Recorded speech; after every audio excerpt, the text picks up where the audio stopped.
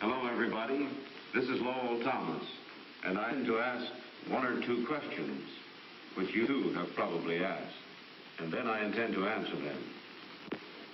America for 300 years has been the land of promise for the rest of the world, the land of new frontiers, new opportunities for all. Today, the job of building this nation geographically is completed. There are no new frontiers within our borders. So, here are my questions, and yours. To what new horizons can we look now? Where are tomorrow's opportunities? What's ahead in America for you, for your children? It is not a difficult assignment to answer these questions. The frontiers of the future are not on any map. They are in the minds of men and in the test tubes and laboratories of the great industries we have built up here in America. But now, what's ahead of us? Many of us have had our doubts. There are those who say today that opportunities have ceased to exist. Things are finished. We have everything and not enough. There can be no more progress. Almost 100 years ago in the old patent office in Washington, the Commissioner of Patents was just as pessimistic as anyone you have ever heard. The advancement of our arts from year to year taxes our credulity and seems to presage the arrival of that period when human improvements must end. In other words, in 1844, the commissioner was about ready to shut up the patent office and go home, believing that everything had been invented, that industrial progress in America had already come to an end. He didn't know that within 2 years he would be signing a patent on a method of vulcanizing rubber from which there was destined to spring up hundreds of new industries and jobs by the thousands that were made possible through this one idea. No, the pessimists of that day never dreamed of the marvels that would soon follow their predictions. They overlooked one all-important fact that we should know so well. That is, as long as there is a problem to be solved or a desire to be met, American ingenuity will not rest. Today, industry in this country is spending over $200 million a year to improve old products and develop new products, which mean new industries, new jobs. They are working constantly to solve problems and find ways to give us what we want, better things for less money. In any one of thousands of test tubes of today, there may be 1 million job opportunities for tomorrow. 15 years after Commissioner Ellsworth's gloomy predictions, Edwin Drake surprised skeptics by pumping petroleum out of the hills of Pennsylvania. For years, the oil men cursed gasoline. It was a troublesome byproduct, and they dumped millions of gallons of it into the rivers and streams. Then, science discovered that gasoline was liquid horsepower. You know what has happened since. Oil and gasoline we demand today furnishes employment to millions of people, and these are only two products obtained from crude petroleum, which was industrially worthless until American technicians changed a barrel of oil into an Aladdin's lamp, which can produce an endless variety of valuable products. Look at just a few things created by scientific research in laboratories operated by the oil companies of America, byproducts of petroleum from which have sprung up entirely new industries. Face cream for the ladies, special tasteless waxes for certain kinds of candies, wax for sealing letters, soap, fertilizers for the farmers, coke, ink, streets and highways. And on this frontier, opportunities have hardly been touched. But let's get out of the oil business and find out what's going on in other fields. I've been around a lot and talked with some of these research men, and they won't make predictions because they deal only in facts. But they're on their way to new ideas, new things that will astonish us when they are announced. For instance, one research man said recently, There is one research that has been going on for a long time to find out why we can see through glass.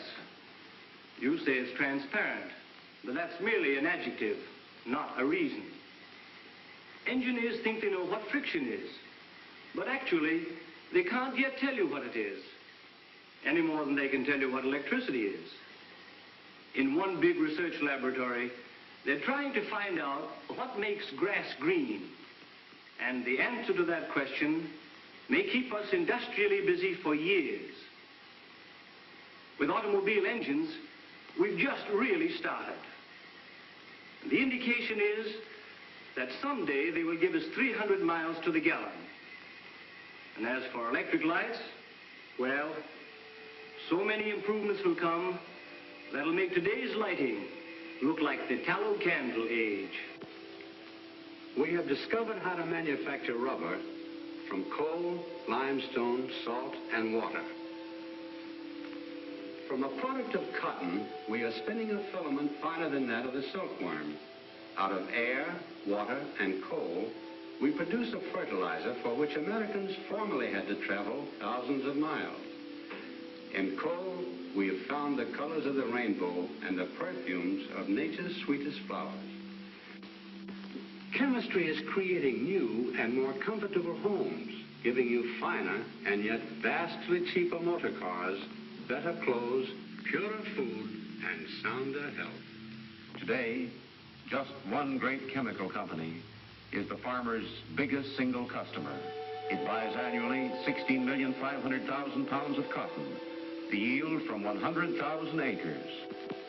700,000 pounds of cottonseed oil, 36 million pounds of cotton linters, 36 million bushels of corn, 38,000 tons of wood pulp, 40 million gallons of molasses, 6,500,000 pounds of turpentine and rosin, and 23 million pounds of vegetable oils. These purchases in the aggregate represent the yield of over 4 million acres of farmlands, which would more than cover the whole state of New Jersey. And the chemical age is just dawning. Already, industry is making airplane propellers with sour milk as an ingredient, roads from cotton, and artificial leather from the same material.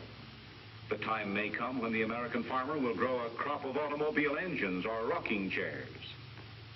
These few things, my friends, are only a hint of what American industry holds in the future. And remember, every time one of these infant industries clicks with the public, gives you what you want, presto, a new industry is created with new jobs and new payrolls. Here are just a few lusty infants. Unbreakable optical lenses for your glasses, television, gasoline from sea sand, rubies from peach pits, sponges from wood and cotton, artificial wool from cheese, but not with the holes, vinegar from coke and limestone, waste gases from the factory converted into antifreeze for your car. Sheep have been raised on chemicals from the laboratory. Plants grown without soil. From cotton, sour milk, formaldehyde, and carbolic acid all scrambled together in the laboratory come noiseless gears, costume jewelry, fountain pens, billiard balls, telephone parts, and many other plastics of beauty and utility. So maybe the moon is made of green cheese. And even if it isn't, the explorers of the research laboratories could probably find a way to do it. One thing is certain. It is these research activities sponsored by American industry that have brought us this far and will continue to create further progress for us. And the industrial scientists and engineers are the pioneers of present-day America, the creators of progress, of new industries and new jobs. Train your son in the laboratories of American industry to see what's ahead. It's a bewildering future, all right. Not because there are no new frontiers, but progress.